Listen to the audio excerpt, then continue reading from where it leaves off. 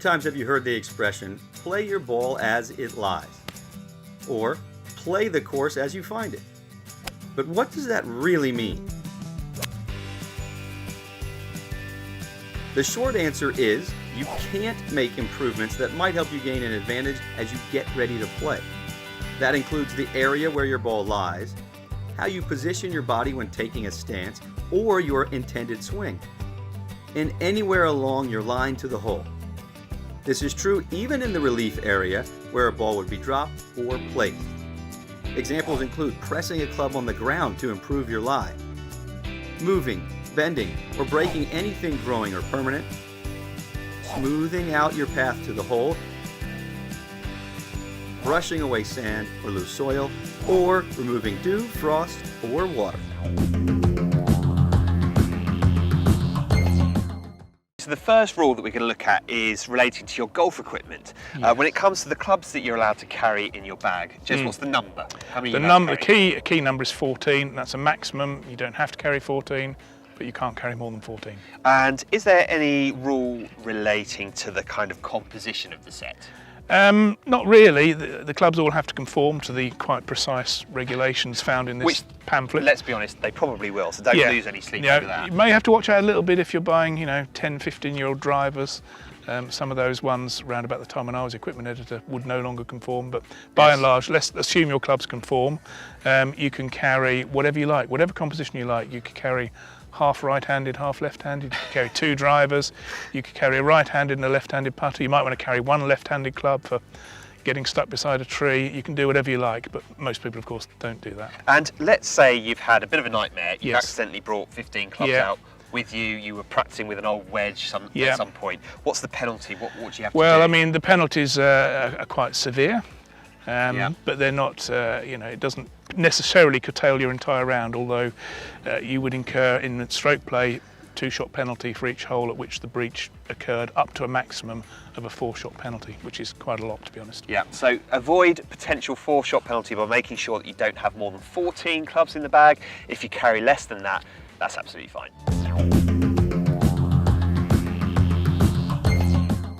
We're going to take a quick look here at the teeing ground, which is covered by Rule 11 in the rules of golf.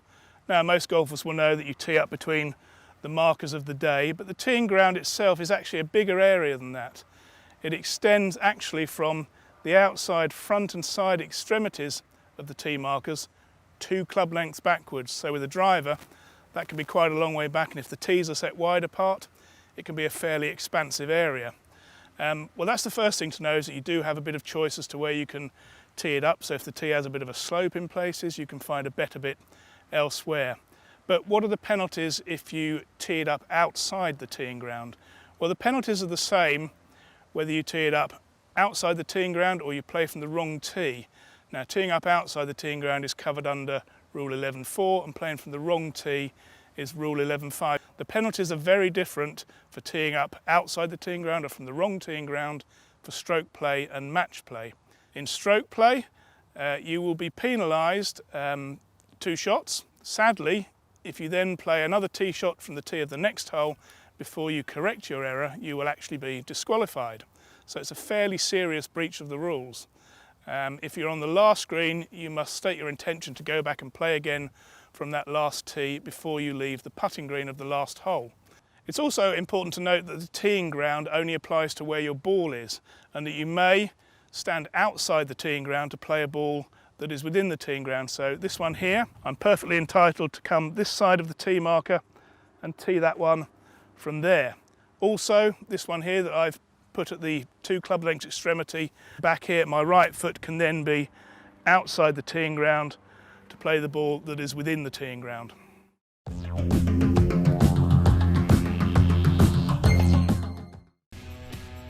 When dropping your ball under the new rules, the likelihood you will need only 1 drop will increase, while the randomness of your resulting lie will be preserved. The procedure is simple. Hold the ball at knee height, let go of it so it falls straight down, and make sure that it lands and comes to rest in the relief area. Don't throw, roll, or spin the ball, and don't let it hit you as it falls.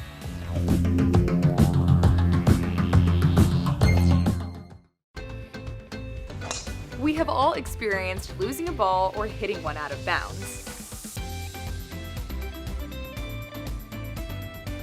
When that happens, you are penalized 1 stroke and must reestablish your progression of playing from the tee into the hole by going back and playing again from where you last played. This is called playing under stroke and distance. If your previous stroke was from the tee, tee it up again, from anywhere within that area. If your last stroke was made from the fairway, the rough, a bunker, or a penalty area, simply go back and drop a ball within 1 club length of and not nearer the hole than the spot where you last played. Stroke and distance is your only option for a ball that is out of bounds or lost, except when there is a local rule in effect that provides an alternative you can learn about in another video. Relates to search time. This is actually, Jez, one that's changed recently in the rules of golf. Yes. How long have people got to look for their golf ball? They have 3 minutes now. They used to have 5, and probably it was one of the rules that more golfers knew than any other. You had 5 minutes to search for a ball. Now you just need to remember the figure 3 instead of 5. And just to be ultra clear, because the rules of golf, you need to know them fairly well, at what point does that 3 minutes start? That 3 minutes starts when you, the player, or your caddy get to the search area. So it may be the case that someone is a faster walker than you in your group and strides on ahead. They might get to the area where the ball is believed to be before you do, and if they search for you in that extra time, then you get a little bit of bonus time. But the search actually starts when you get to the search area.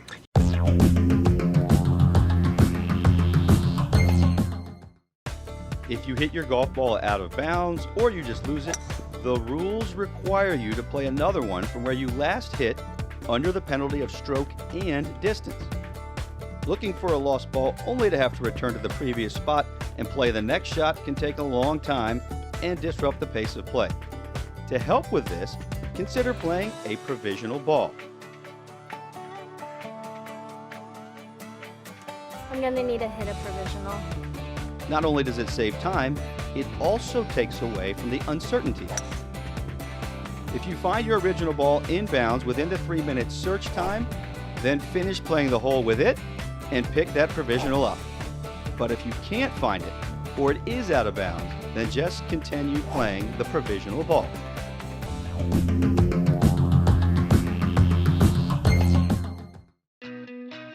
Penalty areas include any body of water on the course, plus any other areas that have been marked.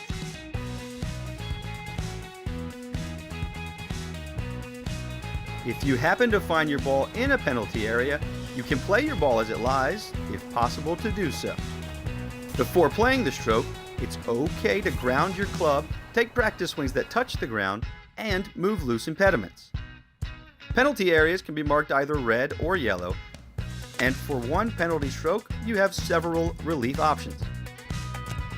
The first one is to play a ball under stroke and distance from where you made your last stroke. Another option is to take back on the line relief by imagining a straight line from the hole to the spot where your ball last crossed into the penalty area. Choose a spot on that line, then drop and play from within 1 club length of it, not nearer the hole. You do have a third relief option if your ball is in a red penalty area that allows you to find the spot where your ball last crossed into the penalty area and drop a ball within 2 club lengths of that spot, no closer to the hole. Also, there may be an area marked as a drop zone that could be available as an additional option.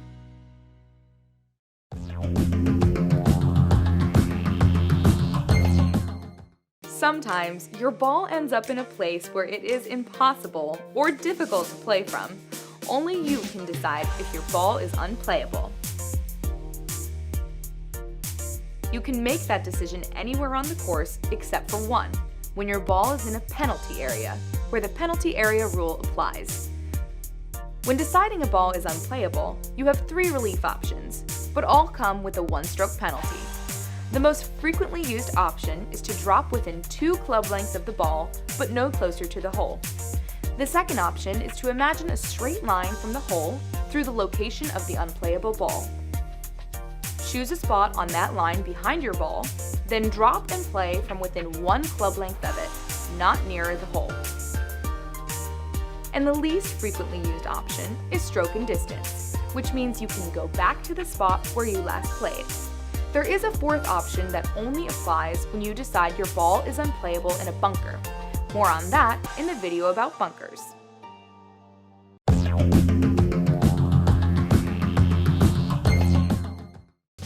The first step in taking free relief from conditions such as ground under repair, temporary water, and immovable obstructions is to find the nearest point of complete relief. This is the spot, either left of, right of, or behind, where your ball lies that is not closer to the hole and where the condition you are taking relief from is no longer in your way.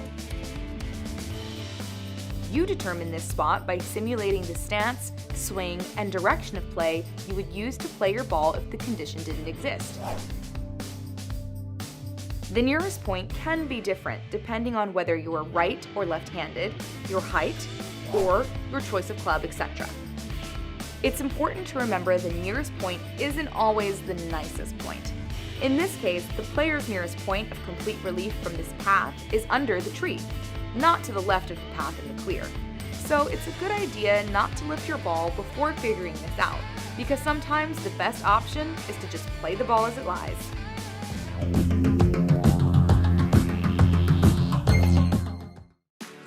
The two fundamental principles in golf are play the ball as it lies and play the course as you find it. But sometimes you just can't do that when artificial obstacles such as rakes, water bottles, player equipment, wastebaskets, or other objects get in your way. They are known as movable obstructions. These obstacles can be moved out of your way anywhere, even in bunkers and penalty areas. While not required, it's a good idea to mark your ball before moving an obstruction. If the ball moves, there is no penalty. Just simply replace it and play on.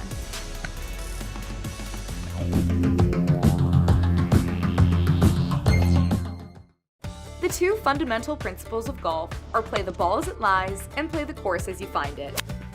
But to make the game more fair, you aren't required to play from ground under repair, temporary water, animal holes, or immovable obstructions such as cart paths and sprinkler heads. These are known as abnormal course conditions. If you want to play your ball as it lies, go right ahead, but you are allowed to take relief without penalty. Here's how. First, you need to determine the nearest spot, no closer to the hole, where the abnormal course condition is no longer in your way. It's helpful to mark that spot with a T. Then, determine the area within 1 club length no closer to the hole, drop your ball, and play on.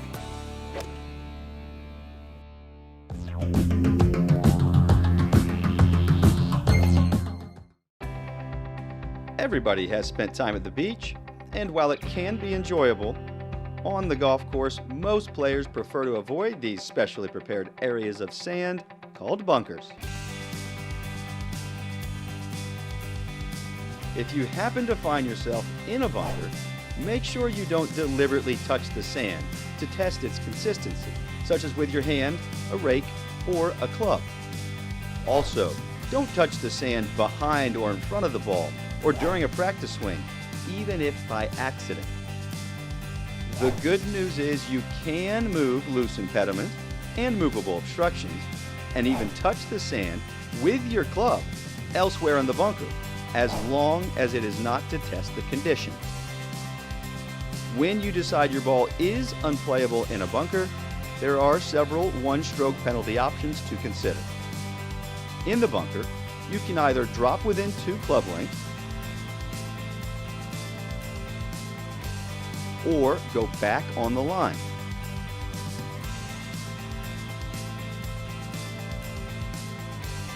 Or, for a 2-stroke penalty, you can get out of the bunker by going back on the line as far as you like. Also, going back to where you last played is an alternative, under stroke and distance.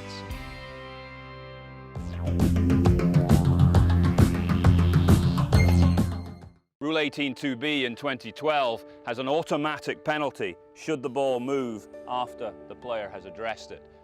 There is an exception, but a tightly written exception to cover situations such as the wind causing the ball to move.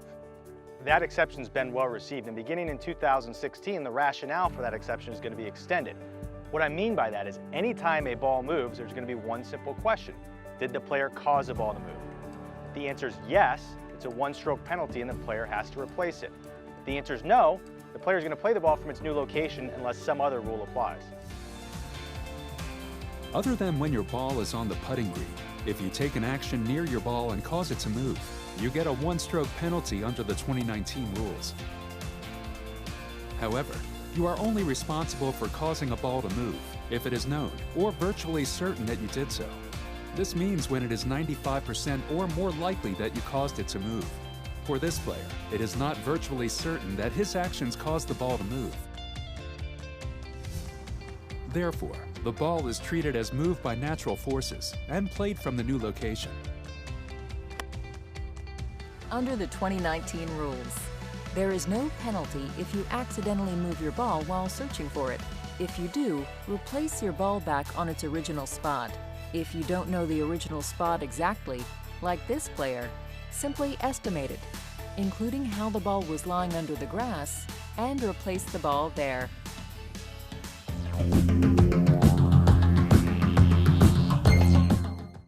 Hey guys, Josh Kelly here. Welcome back to another 101 episode. In today's video, we're talking about what happens on the golf course when you play the wrong golf ball by accident. Well, a two-stroke penalty is going to incur if you accidentally hit the wrong ball. Doesn't matter if it's a range ball, your opponent's ball. Doesn't matter if it's in the fairway, the rough, a bunker, or even a penalty area. You need to make sure you're hitting the right ball before you take your stroke. So one huge thing that I recommend is to make sure you mark your golf ball up before playing it. Mark it as much as possible. That way it's easily identifiable. Now let's say your ball is buried in high rough. You are allowed to pick that golf ball up, inspect it, make sure it's yours, as long as you replace it to its original position and the original lie. Now if you happen to hit, say, your opponent's golf ball by accident, that ball will be replaced to its original position. He will not suffer any strokes. You'll just have to find your original golf ball, hit your shot. Now, instead of hitting your second shot in, let's say it's your approach shot, you're now hitting your fourth shot in because of that two-stroke penalty. So be sure to mark your golf ball before you play. And if you are in some high rough and you're not sure it's your ball, go ahead and pick it up, make sure it's yours, replace it to its original position, original lie, and play your shots from there.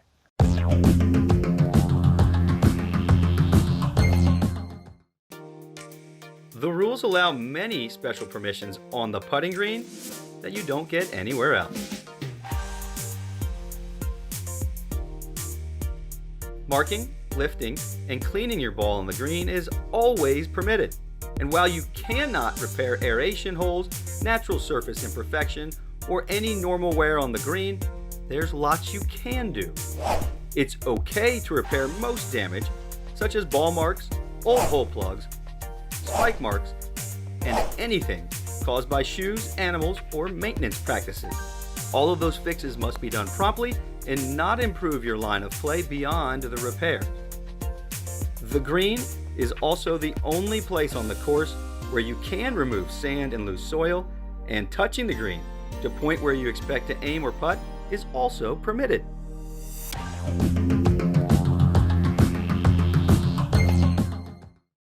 The primary use of a flag stick is to show the location of the hole.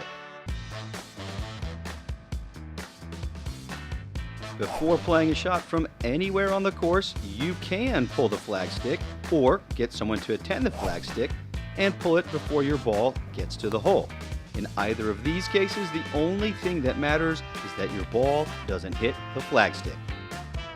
Additionally, you can leave the flag stick in the hole for any reason, which should help improve pace of play. If your ball hits the flag stick, there is no longer a penalty. This applies to a shot from anywhere on the course, even a putt from the putting green.